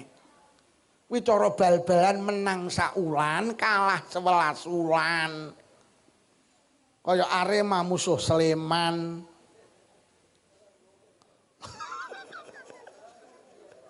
kalah 6 Sleman. Lah awake dhewe lek poso malah kalah 10. Mergo apike sing sak wulan tok, sing 11 wulan elek kabeh. Lah piye lho ning sak wulan gak ngrasani basa ngono. Mula kadang pemerintah iki kula kritik Pak Lurah, kok enek lho ning Kota Malang. Segala kegiatan ditutup untuk menghormati Ramadan. Jadi diskotik ditutup, tempat pelacuran ditutup. Karena apa? Bulan Ramadan. Lah kok bar Ramadan dibuka neh to karo pemerintah. Iki piye to iki? Sekali tutup ya tutupan terus. Lah lek enek komplek bulan Ramadan ditutup, engko bar Ramadan buka. Lebih jenenge tutup sak wulan, buka 11 wulan. Ya cara bal-balan ya kalah 10 neh to iki. Mestinya pemerintah sekali tutup terus. Aja ditutup neng bulan Ramadan tok untuk menghormati Ramadan. Ora gitu tujuannya Ramadan. Mula awake di Ramadan kon ngulinak ning nglakoni apik, engko lek bar Ramadan panggah wis ketoke rada ngantuk wisane. Aku wis krasa enek sing tekluk. Bu, bulan Ramadan bulan kangge ngulinakne penggawean. Mula karo Allah juga ganjaran gede. Ben gelem. Teng bulan Ramadan ini ora eneng, Pak, ibadah sunnah iki gak eneng. Gak eneng. Sing wajib dilipat gandakan 70, sing sunnah dipadakne dadi wajib. Mula karo Allah juga pengebang-bang koyo ngene wong Ramadan. Ramadan ini bulan mulia. Bulan dilipat gandakan amal. Saking mulyane Ramadan ini sampai jeneng Nabi dawuh, "Mang fariha bidukhuli Ramadan, haramallahu jasadahu 'alan niran." Sapa wonge marem tekane Ramadan, tubuhnya haram untuk masuk neraka. Wajib mlebu swarga. Mula tradisi ning Mojosari nek tradisi punggahan, enten Bu. Punggahan iki nyapa to? Nasakuri arep tekane Ramadan. Wong Mojosari ki Ramadan arep teko ki suweneng. Mula disyukuri karo ngetokne sedekah jenenge wong sing ngomong punggahan ra nek dalile ki wong ra patek sregep ngaji. Awake dhewe ki lek mujudne rasa seneng, rasa syukur sering kali diwujudne karo sedekah. Duwe bojo meteng 3 sasi suweneng mergo dilungkas ditiupne roh, ditulis nasibe bojo cilokane rezekine. Akhirnya disyukuri karo sedekah jenenge telonan. Wetenge tambah gedhe 7 sasi marem mergo lek 7 sasi wis sirahe bayi sing ning dhuwur malik utawa mudhun mengisor. Malik iki krama inggile tingkep, mula nalikane meteng 7 sasi disyukuri karo ngedokne sedekah jenenge bayine lahir marem sehat jasmani rohani karo wong Mojosari disyukuri neh karo ngetokne sedekah jenenge Dadi wong Mojosari ki senengane lek marem ki diwujudne karo slametan karo sedekah. Lah wong Mojosari ki Ramadan arep teko ya suweneng. Mula disyukuri karo ngetokne sedekah jenenge wis niku dalile. Mula Ramadan teko kudu bungah. Aja sampe wong kene enek sing muni yo poso teko neh. Poso neh. Kuwi ra marem kuwi jenenge. Kadang enek to poso neh. Yes, dagangan ra patek payu neh. Bu. Ramadan teko marem nggih. Punggahan nggih. Ngetokne sedekah diniati marem tekane Terus enek kirim arwah. Barang mriki tasih enten ngoten niku. Kirim arwah enek nggih. Biasa adil Ramadan terus nglumpuk ngenek kirim arwah, tasih wonten tradisi ngoten niku. Niku enten dalile. Apa enek dalile to kirim arwah? Kula kagungan kitab namine An-Nawadir, karyane Sesihabuddin Al-Qalyubi. Diceritakne teng mriku, enek bocah gak tau nyelameti wong tuane sing wis mati. Akhirnya mimpi petuk bapake. Jadi bapake wis mati tapi gak tau diselameti. Suatu malam dia mimpi kepethuk bapake. Lho kok mimpi damel dalil to Pak Lukman. Mimpi niku ngeten Pak, mati ki ana loro, siji mati nyawane dijabut, gak dibalikne. Niku jenenge mati bablas. Nomor loro mati nyawane dijabut tapi bar dibalekne neh. Niku jenenge turu. Dadi wong turu niku mati, Pak. Mula tangi turu lak dongane alhamdulillahillazi ahyana ba'dama amatana wa ilaihin nusur. Alhamdulillah Gusti jenengan nguripi kula malih sakwuse jenengan mateni kula. Dadi wong turu ki tibane mati. Mula nek dawuh annaumu akhul maut, turu ki dulur lanange mati. Dadi wong turu niku mati. Mula lek nek wong ngrungokne pengajian kok turu, berarti wonge tulung Pak, Bu, lek enek ning saling sampean kok turu, sampean ndang muni sing banter, iki diinepne apa diterusne? Mergo wonge nek sandingmu nek sing teklak-tekluk Pak, tulung ndang diwacane Yasin. Mergo wis arep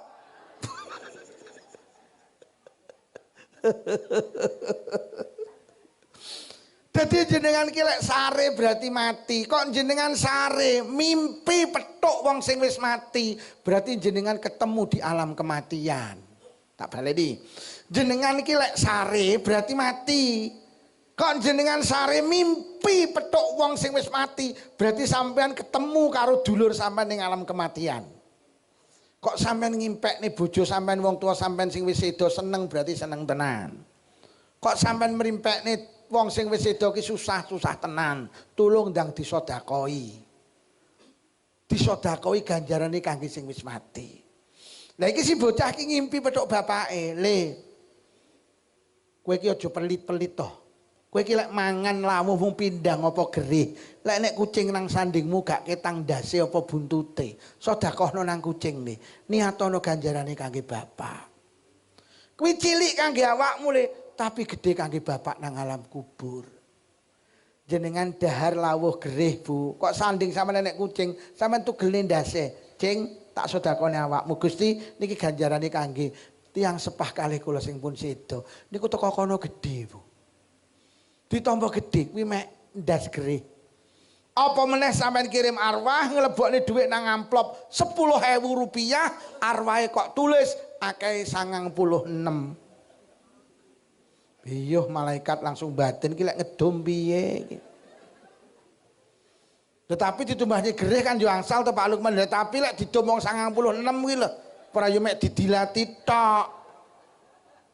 Ya saora-orane kirim arwah duwite 20.000, arwahe ditulis 10. Niku sampean niati sedekah kangge sing wis mati. Niku ditampa gedhe. Mula kirim arwah niku tradisi sing enek dalile. Bu, kirim arwah nggih. Kirim arwah, Pak. Bar kono enek yasinan, arepe Ramadan tahlilan. Kadang wong-wong isik takon apa dalile tahlilan. Ya Allah. Ki di video apa ki jenenge Kang? Rekam. Ki direkam nggih. Tak duduhi. Enek kitab jenenge Ar-Ruh karangane Ibnu Qayyim Al-Jauzi. Halaman 93 Ibnu Qayyim dawuh. Ibnu Qayyim itu seorang ulama besar sing sering kali digegondelan karo wong Wahabi. Wong Wahabi sing rapatek demen karo tahlilan, karo solawatan, karo tibaan, berjanjian, ziarah kubur, tawasulan. Wong Wahabi. Wong Wahabi karo tahlilan iki muni gak enek dalile, tak duduhi. Kula kagungan kitab namanya Ar-Ruh karyane Ibnu Qayyim. Ibnu Qayyim ulama sing sering kali gegondalan Wahabi. Tong mriku lek mboten salah halaman 93. Ibnu Qayyim dawuh waqad yang qati'u anhul azab bidu'ain aw sadaqatin aw istighfarin aw sabihatin aw qiraatin tasilu ilaih. Wong ning alam kubur iso dilereni siksane nalikane ning donya didongakne utawa disedekoi utawa dijaluk ning ngapura utawa lek durung kaji amanhana kaji utawa diwacane ayat Quran utawa zikir sing ganjarane dikirim ning ngene sing wis mati.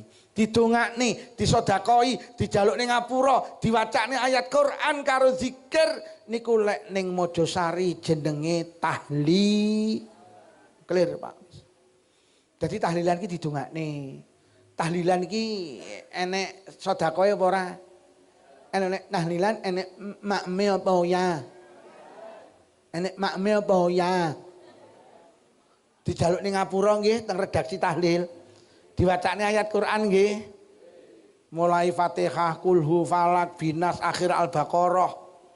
Bahkan diwacane Yasin, diwacane zikir la ilaha illallah. Niku dawuh Ibnul Qayyim, wong sing ning alam kubur iso dilereni siksane. Wis. Lah ning kene ngono kuwi jenenge tahlil. Mula lek arep Ramadan wong Mojosari ngenekne tahlil bersama apa mendoakan orang yang sudah meninggal ben di ngapura dosane. Lek sampean gelem njaluk ning ngapura wong liya, Allah bakal ngapura dosa kula karo panjenengan. Dil. Sampai enten kitab diceritakne enek mbok rondo niku wedok.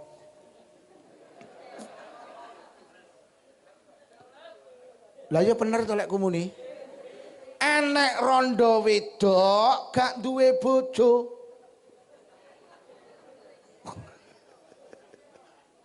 Duwe anak yatim umur 6 tahun. Niki sing dawuh Syekh Shihabuddin Al-Qalyubi. Umur 6 tahun karo ibuke diterenang TPQ. Teko TPQ karo gurune diwulang kalimah pertama kali kon ngunekne kalimah Bismillahirrahmanirrahim. Gurune muni ngene, ayo bocah pinter ayo maca bismillah nerokne Pak Guru. Bismillahirrahmanirrahim. Si bocah lha kok nerokne. Bismillahirrahmanirrahim. Eroh enek bocah cilik, bocah yatim ngunekne kalimah bismillahirrahmanirrahim. Allah nimbali malaikat Jibril. Jibril dalem Gusti rene. Enten apa Gusti mara ning alam kubur, mara ning alam barzah. Omongno malaikat sing tukang nyiksa wong ning alam kubur, kon leren lek nyiksa bapake bocah sing ngonekne kalimah bismillahirrahmanirrahim. Lho enten apa Gusti? Aku enggak penak dadi pangeran.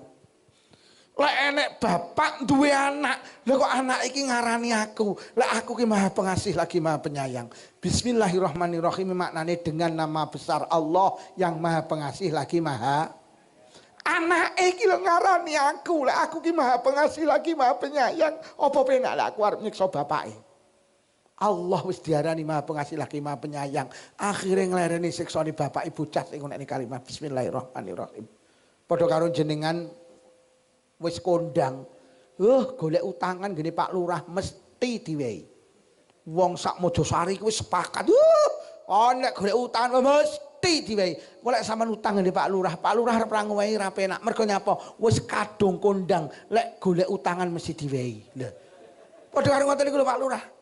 Padha karo sampean nganu muni ngene, wong-wong wis kondang. Kowe lek ngundang ngaji Pak Lukman Komblitar ora tau gelem disangoni. Kowe wis kondang kaya ngoten niku. Lah ngoten niku lek ngaji disangoni apa ya penak wong kadung kondang ora gelem disa. Ya untunge aku kondang gelem disangoni untunge.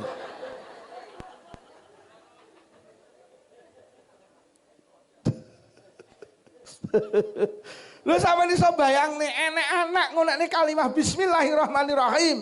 Wong tuane ning alam kubur dilereni siksane, Pak. Ada wong Mojosari urung tahu kirim bismillah nate khususon khosoh bapak ibuku bismillahirrahmanirrahim gak tahu sampean. Minimal suratul khususon khosoh bapak ibu lahumal Fatihah. Khususon khosoh bapak sak pendhuwur ibu sak pendhuwur lahumul Fatihah. Sampeyan lho kulinane ngirim Fatihah. Lho iki bismillah tok wong tuane ning alam kubur direni apa meneh Fatihah napa malih tahlil. Niki sing dawuh Ibnul Qayyim, seorang ulama besar sing pintere ngalahne ulama-ulama Wahabi saiki. Lho tenan mula tahlilan terus Bu nggih. Arep Ramadan tahlilan nggih. Mula sampeyan iki gak ketang sedina sewengi, minimal kirim Fatihah pisan. Difatihahi wong tuane. Ora sah rebyek, kadang ibu-ibu iki cok takon, ngoten niku ndah melahan apa lahu napa lahum napa lahu lah kok gaya. Wis pokok diniati Gusti kula badhe maos Fatihah ganjarane kangge bapak ibu ngene wis teko. Kadang awake dhewe repot karo redaksi. Ora patek penting Pak, sing penting niate iki lho. Ndonga bareng wis ngangge lek iso bahasa Arab bahasa Arab. Lek ora iso mbok basa Jawa ae to.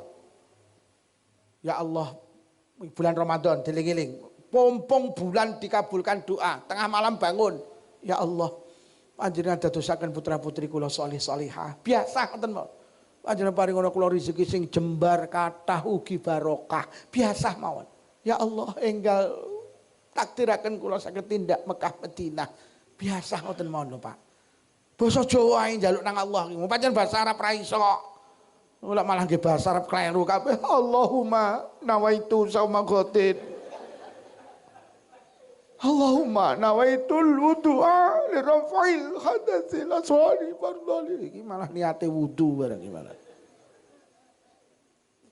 Bu, kirim Fatihah nggih. Ajeng Ramadan tahlilan nggih. Mergo tahlilan niku satu tujuane ben di ngapura dosane karo Allah. Wis genah nggih, melu yasinan nggih. Tahlilan nggih. Lek tak jelasne, tahlilan iki hikmahe kathah, Pak. Lho sampean yo tahlilan iso silaturahim. Kapan sampean iso silaturahim nang tangga dulur kanca? Lek sampean ra melu yasinan. Wis. Lho hikmahe iki silaturahim tok wis gedhe kok. Allah ki bakal nyambung ngene wong-wong kuwi pokok gelem nyambung karo tanggane dulure kancane. Sampeyan melu yasinan ki nyambung karo tangga dulur kanca. Lek sampeyan gelem nyambung, Allah gelem nyambung lho. Dadi yasinan ki silaturahim. Silaturahim mernane kathah yu, enek sing silaturahim bondone. Wonge gak mara. Enek model ngono kuwi. Kuwi cara ning Mojosari jenenge nonjok. Nonjok ki wonge mara apa ora? Mara apa mboten? Mboten sing mara tonjokane. Kuwi ya silaturahim. Sampeyan panen pete, petuk wong Blitar. Daleme pundi Pak Blitar? Blitare pundi Selapura? Selapurane pundi Ploso? Tepang kalih Pak Lukman, tepang. Niki Pak jenengan cangking, jenengan sukane Pak Lukman pete sak-sak. Kuwi sampean ya wis silaturahim karo aku, tapi ora wonge, tapi lewat petene. Enek silaturahim ora nggawa bondo tapi mek sikile. Sampeyan dolan tenggen kula kuwi silaturahim tapi karo sikile tok. Lah yasinan kuwi silaturahim karo sikil, mergo sampeyan yasinan gak nggawa apa-apa. Enek malih silaturahim karo sikile ya karo bandane, kuwi jenenge becek. Becek ki wonge mara nggih. Nggawa uwek apa ya? Kuwi jenenge silaturahim sikil ya bondo, mara ya karo bandane. Sing paling apik sing telu Pak, ya mara, ya nggawa bondo, ya ngewangi, kuwi jenenge rewang. Rewangi sampean pernah nggo gawan to yu. Mara ya. Ngewangi ya. Lho. Silaturahim paling ampuh ki rewang. Mula lek tanggamu mantu maki rakon rewang budala. Isin.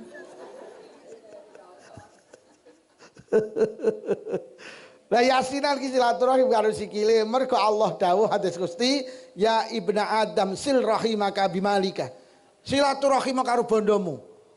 Wa ing bakhil ta'au qalla maluka fabirijlika, lek kowe gak ndek bondo utawa kowe rada pelit, wis silaturahim karo sikile, mara wae.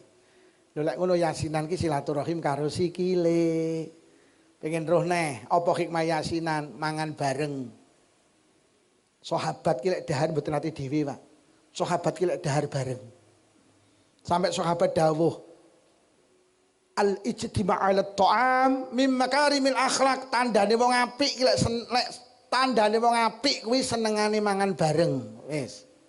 Wong ki lek apik senengane mangan bareng. Lek mangane gak tau bareng karo kancane kuwi elek, mergo kuwi pelit. Jagongan ning pos kampling kok moro-moro ngilang. Kon ndi bro madang, lho kok kancane ra jijak, elek wong iki. Lah awake dhewe iki kulino mangan bareng jenenge yasinan, kuwi berarti awake dhewe nglakoni tradisine sahabat. Jeneng Nabi dawuh panganan sing paling istimewa ki panganan sing akeh tangane, Pak. Yasinan dikai makam napa mboten mriki? Disukani makam napa mboten tahlilan? Sampai Sayyidina Ali dawuh nalikane aku kuwi duwe beras 2,5 kilo. Terus tak dang basa mateng tak undangne tangga kiwa tengenku, kuwi luwih tak demeni tinimbang merdekane budak. Aku duwe beras 2,5 kilo. tak dang mbasa mateng tak undang nih tangga kiwa tanganku sak perlu tak jak mangan bareng kuwi luwih tak demeni tinimbang merdekane budak iki ganjarane gedhe tapi Sayyidina Ali luwih demen lek duwe beras didang mbasa mateng diundang nih tanggane dijak mangan bareng lah yasinan kuwi nek tradisi mangan bareng kok muni lho ora nek dalile iku mula yasinan ki nek mangan bareng kadang sampai kula niki mbatin pih cara yasinan tahlilan iki diganti ngono rasah yasin rasah tahlil mangan tok lemening wisan Pak. Dadi wonge teka terus segone ditokne bareng ngoten sing di omah monggo semawon katuran dahar. Mari mangan terus muni ngene nuwun sewu malam Jumat ngajeng mangane teng daleme sinten. Mening. Wong manganan tok mending apa meneh enek zikire lho muni wong Wahabi cek gak enek dalile ya Allah Pak melu yasinan tahlilan nggih wah komplit kula lek ngerangkum Pak sampai tak dadekne satu tulisan hikmah tahlilan ya Allah Masya Allah sama Nabi ini Allah sing entuk gelar Al-Khalil iki mek sitok bu tak duduhi jenenge Nabi Ibrahim Nabi ini Allah 144.000 sing untuk gelar Khalilullah niku mek Nabi Ibrahim. Kekasih Allah. Sahabat sampai tanglet teng Kanjeng Nabi kok mek Nabi Ibrahim sing untuk gelar Al-Khalil. Kanjeng Nabi dawuh mattakhadallahu Ibrahim khalilan illa li'it'amihi ta'am. Nabi Ibrahim untuk gelar Al-Khalil mergo Nabi Ibrahim ki seneng sedekah panganan. Nabi Ibrahim ki seneng mangan bareng. Wis. Koyok ngene. Nabi Ibrahim lek maem mboten nate dhewe, Pak.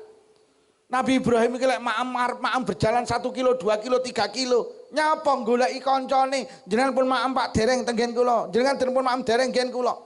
Bedina ngingoni wong 10, wong 20, wong 60, wong 100 niku biasa. Dadi undang-undang genduren iki wis enek sejak Nabi Ibrahim, Pak. Nabi Ibrahim iki bendina undang-undang genduren iki bendina. Awakmu mek sak wulan kadang setahun ping 3 ngene dilokne bid'ah. Nabi Ibrahim lho bendina undang-undang genduren. Daleme ngene iki Pak Nabi Ibrahim lawangi 4 Pak. Madhep ngulon enek, madhep ngitan enek, madhep ngidul enek, madhep ngalor enek. Nyapa ben roh wong liwat dari segala arah. Lek roh nyapa dipinarakne. Lek wis dipinarakne dikeki mangan Pak lho Nabi Ibrahim. Lah wong sing seneng sedekah panganan ngalahne wong Mojosari iki gak enek. Mulutan mangan, rejepan mangan, arep poso mangan bareng. Durung sing yasinan, durung sing brokoan sepasaran, selapanan, durung sing waliman, durung sing khitanan, durung sing solawatan. Iki berarti niru Nabi Ibrahim iki. Nggih napa nggih?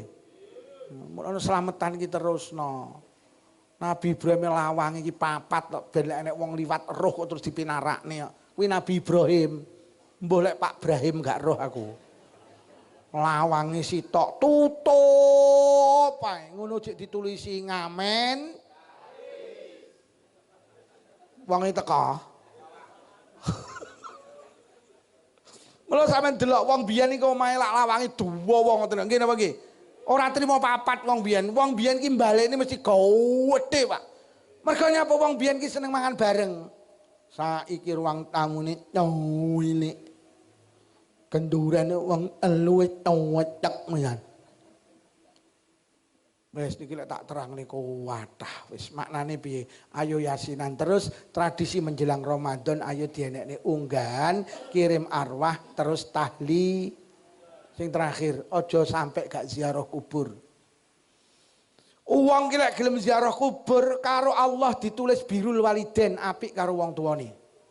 Lek sampean apik karo wong tuwa, lek duwe dosa di ngapura karo wong tuwa. Salah satu amal jenengan kok nalikane uripe cek duwe dosa karo wong tuwa, urung sempat njaluk ngapura wong tuwa kok empun sedo. Solusine salah satune ziarah kubur. Niki sing dawuh Kanjeng Nabi. Endi-endi nek wong gelem ziarah kubur nang wong tuwa lorone utawa salah sijine. 1 minggu sekali, fi kulli jum'atin maratan. Niku karo Allah wong niku ditulis wong sing birrul walidain apik karo wong tuane. Nyapa lek arep poso kok ziarah kubur, lek sampean ziarah kubur berarti apik karo wong tua, lek apik karo wong tua sampean dosane di ngapura karo wong tua. Lek sampean dosane di ngapura karo wong tuwa, engko bulan Ramadan Allah genten ngapura. Bulan Ramadan bulan ampunan. Sampean iki dosane di ngapura karo Allah selagine gak duwe dosa karo wong tuwa loro. Lek cek duwe dosa karo wong tuwa loro, Allah ndak akan ngampuni kula karo panjenengan. Mula tradisi wong Mojosari lek arep Ramadan teko niku ziarah kubur. Lek wis ziarah kubur engko di ngapura wong tuwa lorone. Lek wis karo wong tuwa di ngapura Allah engko genten gelem Mula tradisi meminta maaf niku jane sing tepak niki ajenge poso ngeten iki lho Pak. Mergo Allah ki tibakne gelem ngapura dosane wong nalikane wong iki gak ndek masalah karo wong liya.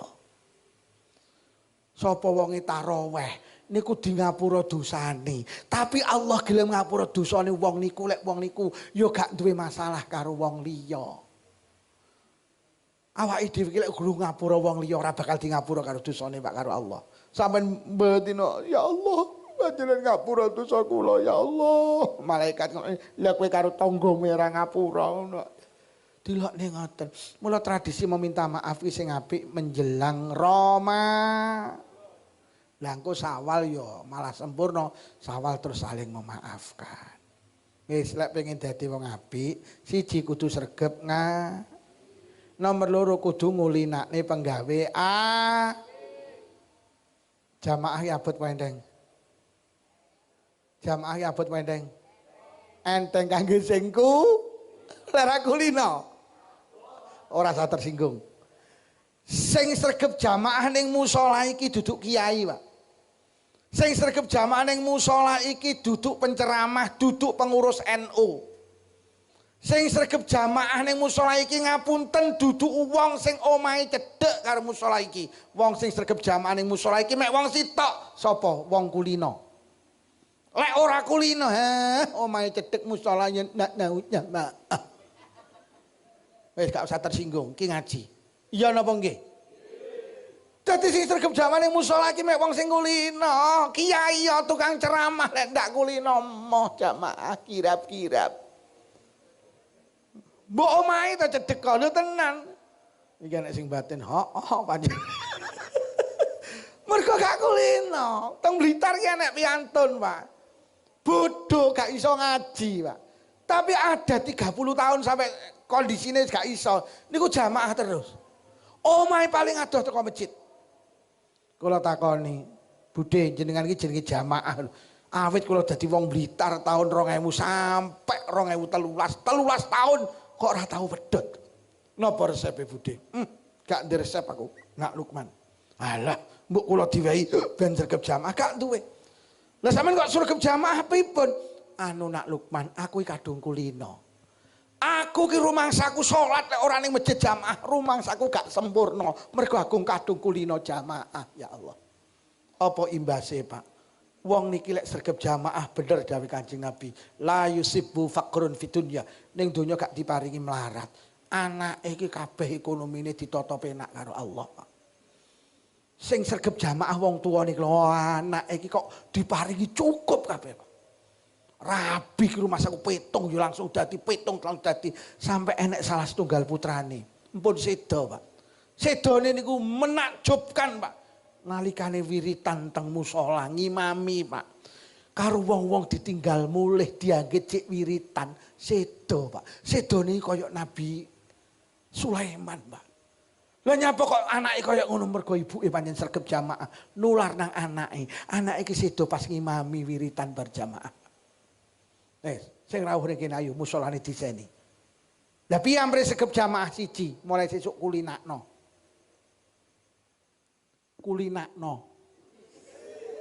Diomong kok pek menteleng kulinakno. Ya pun kulino sing durung. Iki kan ya ora ngamek ngulino ta iki. Ning ayep barang iki kan ya akeh sing nak ngulino ta. Wong nek kadung kulino jamaah penak, Pak. Mula kadang kula niki ngaji adoh barang niku. Gak kitang karo sopir niku kula jamaah, Pak. Kula lek wis ngaji kok bar salat Isya jamaah seneng pisan. Kaya niki wau kan Jalibar cedhek kok Blitar. Kene kono paling sak jam teko. Ya kula enteni jamaah Isya dhisik, Pak. Lho nggih, Pak. Kula wau ya udan dresi tangga kula genduren, Pak. Udan dresi lho kula nyang, Pak. Terus bareng ngoten maghriban, bojo kula ki takon, "Jamaah, Bah?" "Ya iya no. Wong diundang gendurane gelem kok jamaah ra gelem lho." Enek ta wong model ngono kuwi? Lujune udan deres genduren nyang. Mosok gremes musolane cedhek ra nyang. Enek wong model ngono kuwi. Enek. Kula iki sampe izin karo pangeran, Pak. Lho diundang genduren nyang lho kalau jamaah ora. Kula ni batin kula, ya Allah Lukman, kowe iki tibane mek beadokan tok lho kowe iki. Lha niki wau yo dur, Pak, yo nggawa payung to, Pak. Bu. Jamaah abot apa ora? Balik neh kulino apa? Wong lek jamaah salate ketampa lho, Pak. Sampeyan lek salat dhewe kudu khusuk lho, Pak. Lek ora khusuk, wah, lek khusuk sampeyan oleh sak derajat, lek ora khusuk malah min sampeyan. Lho, sampeyan lek gelem jamaah niku ditebas karo Allah, dituku 17 derajat lho. Lho, salat ki lek jamaah dituku 17 derajat, Pak, ditebas karo Allah. Sing didelok imame, kok imame khusuk kabeh dianggap khusuk ditebas 17 derajat. Kok imame ndak khusuk, malaikat didhawuhi kat, imame piye mboten khusuk, deloken makmume. Lek sitok enek sing khusuk kabeh tak anggap khusuk, tak tebas 17 derajat. Akhirnya didelok mulai kolor nyitok, nyitok, nyitok, piye kat blas. Ora enek sing khusuk blas. Musala ndi Nurul Haqqu. Masa sitane nek sing khusuk mboten Gusti. Lah nyapa duka kabare pantune kepangan wereng. Sing salat mek mikir wereng-wereng tok, malaikat ngalih rono. Lho kat arep nang ndi?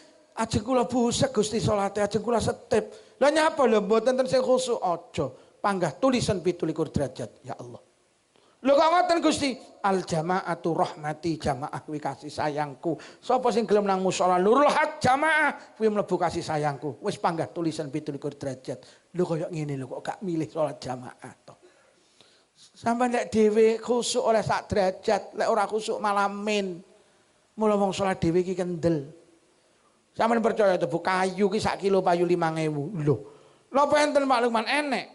Kayu ki iso sak kilo payu 5.000 syaraté sitok apa? Kayu niku enggak pisah karo rambutan. Kayu ki gak pisah karo rambutan, regane padha karo rambutan. Sampeyan tuku ning pasar niku enek rambutan digantung, sampeyan muni ngene, "Mbak, dalem, rambutane pinten niki 1 kilo, gangsal 1.000, Mbak." Terus sampeyan muni, "Niki rambutane tok napa sak kayune?" Bakule mendelik, sampeyan ngomong apa kemu lak ngono.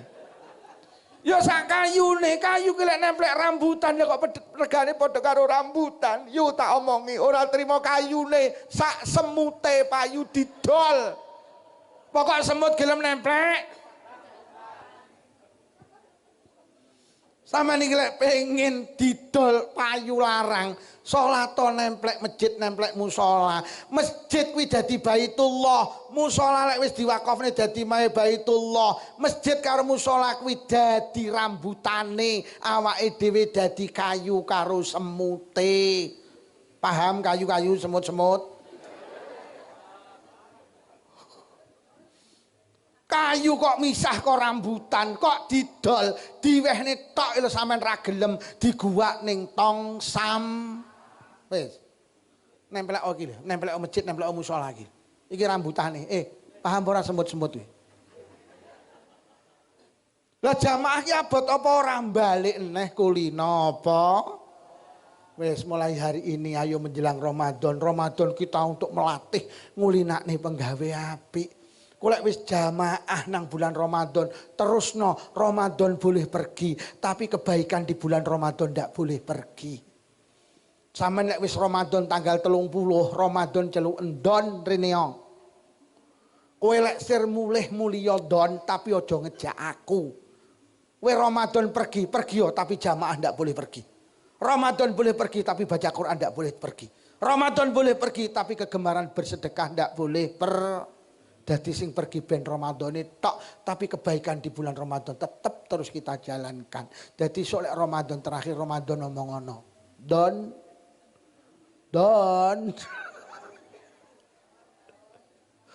Nih, lek pengen dadi wong apik, siji kudu sregep ngang.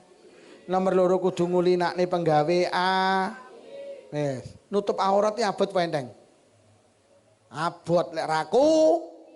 Lek sing kulino Wong sing gelem nutup aurat mek wong kulino. Wong ki lek kulino nutup aurat, engko lek metu ka omah lek ora nutup aurat ya ora penak.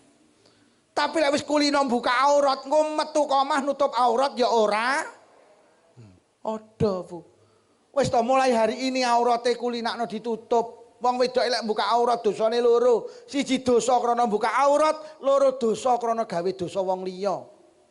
Wis, sampean numpak sepeda motor buka aurat, gawe celana model SMS silite metu sithik.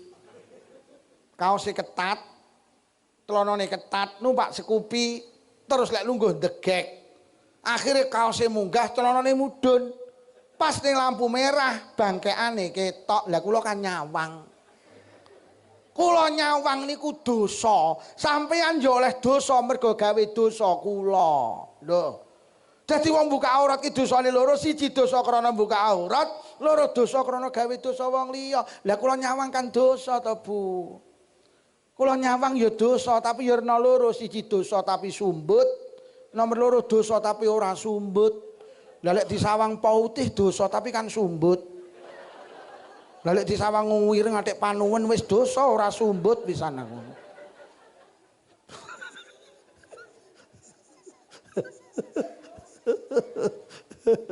Wes niki terus jenengan kembangni dhewe. Jenengan kembangni dhewe. Ayo mulai saiki kudu ngulinakne penggawe apik. Sampeyan rasa gumun lek Pak Lukman iki kok iso pidato gak pedhot pancen kulino. Sampeyan rasa gumun Pak Lukman iki kok iso ket mau lho ora entek-entek sing demen lah kulino. Lah isuk ki mau ngaji muslimat, terus bengi ning kene. Kulino sesuk ning Bank Jatim. Bar ngono awan manten, bengi nang Tulungagung. Lha dina omong ae. Ini kan jen kulino sama lek pengen kaya kula kulinakno.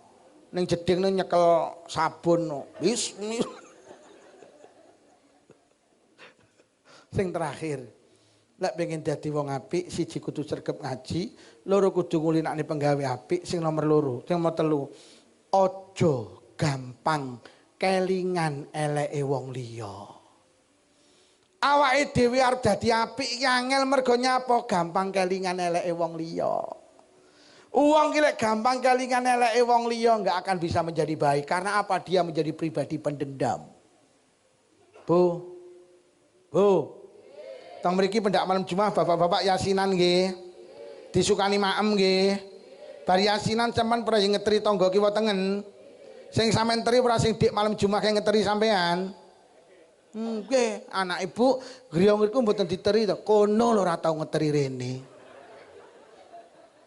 Arep ngeteri tanggane iki lho ora sida. Mergo kelingan tanggane ya ora tau kuwi jenenge pendendam kuwi. Lho tanggamu ora tau ngeteri ya bene pancen awakmu wong apik kok ya panggah ngeterono. Lah lek kono gak tau ngeteri sampean genten gak ngeteri lah wong loro kan padha pekoke malian. Dendam itu menghalangi seseorang untuk menjadi baik. Yo bawa apa ora? Dek aku mantu ya ndak bawa kok.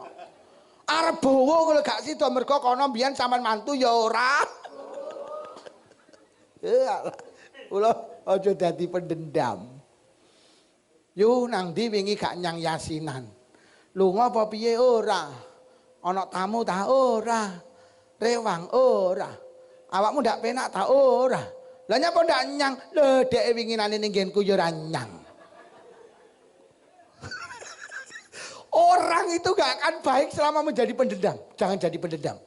Awake dhewe iki arep nglakoni kebaikan gak iso karena apa? Dendam dengan orang lain, Pak. Tang Blitar niku enten, Pak. Jamaah Yasin, enek wong sitok, pendak dikai maem mesti mulih, Pak. Sego ditok niki dhek mesti mulih, Pak. Niku ya wong NU jane, Pak. Duka kok ngoten niku. Akhirnya sak jamaah itu ada kesepakatan dalam diam. Dadi kabeh ki duwe batin padha. Nyok emben nek wayah ngene dheke nek dikai panganan ayo mulih. Mergo nek wong sitok ki nganyelne, pendak dikai mamu lho kok mulih. Akhire sak jamaah sepakat mbasa sego ditokne dheke napa giliran sego ditokne. Lah kok mulih kabeh. Lho ki jenenge sak jamaah edan kabeh jenenge. Lho dheke gak gelem mangan ya bene pancen dheke duduk wong apik kok. Awake dhewe wong apik ya aja bales to. Tangga sampean gak nyang pengajian ya bene to, wong pancen sampean wong apik kok. Lah lek sampean bales genten lek malih wong loro padha eleke to. Terus endi sing apik?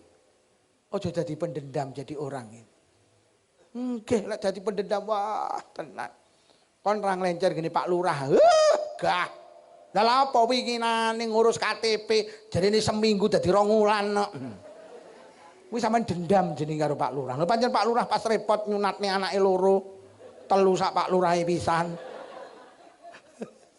Lho iya, wis to, wis saiki dihilangkan sifat dendam, Pak. Pemenang arep Ramadan, aja dendam. Dendam itu menghalangi seorang menjadi baik. Enek wong salat gak jamaah mergo dendam karo imami. Ya Allah, wis to dendam wis aja dendam, hilangkan dendam, Pak. Wong dendam angel dadi apik. Karena apa? Yang menghalangi seseorang menjadi baik itu aja gampang kelingan eleke wong. Orang jam memang. Ya Allah, jam 11 loh. Padahal kula munggah mau jam 9:30 loh. Ya Allah wis jam 9:30 nih. Masya Allah, sampai subuh. Kok sangoni biro aku?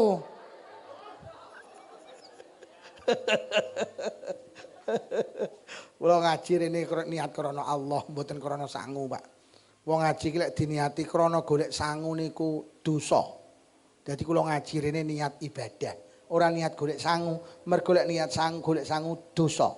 Ning luwih dosa neh nek mau ngundang ngaji mulih ra nyangoni, luwih dosa neh. Dadi aku wis ora mikir sangu, Pak. Lah nyapa? Mergo wis ana sing mikir, aku gak mikir. Pun para hadirin niki ingkang saged kula sampekne intine ngaji kula, ayo terus ngaji, lek wis ngaji ngulinakne penggawe apik, lek wis ngulinakne penggawe apik hilangkan sifat dendam. Lek telu niku bisa kita lakukan, insyaallah kita berubah menjadi manusia baik. Iki jane ya enek sing arep tak omongne neh, tapi wis bengi jam 11. Iki sing arep tak omongne jane apik, tapi wis bengi kok. Lho, apik sing arep tak omongne iki, Pak, tapi wis bengi kok. Apik iki, tapi enggak cukup sak jam. Apik sing arep tak omongne tapi wis bengi kok. Apa ngene ae mumpung Pak Lurah rawuh ngenekne kesepakatan sok ben ngundang neh ngene ya. Apik. Pun mugi-mugi barokah pengaosan sing rawuh diparingi panjang umur barokah. Paringi sehat jasmani rohani, ditebihaken saking pandemi. Menawi wonten ingkang sakit barokah pengaosan ninggal saras. Sing rawuh kagungan rezeki jembar halal, rezeki kathah ugi barokah, anake awake dhewe sholih-sholihah. Muga-muga sedaya enggal saged tindak Mekah Madinah. Ya Allah, muga-muga sing rawuh lamun sedo kanthi husnul khatimah bi barakatil Fatihah. A'udzu billahi minasyaitonir rajim. Bismillahirrahmanirrahim. Alhamdulillahi rabbil alamin arrahmanir rahim maliki yaumiddin. Iyyaka na'budu wa iyyaka nasta'in ihdinas siratal mustaqim. Shiratal ladzina an'amta 'alaihim ghairil maghdubi 'alaihim waladdallin. Amin.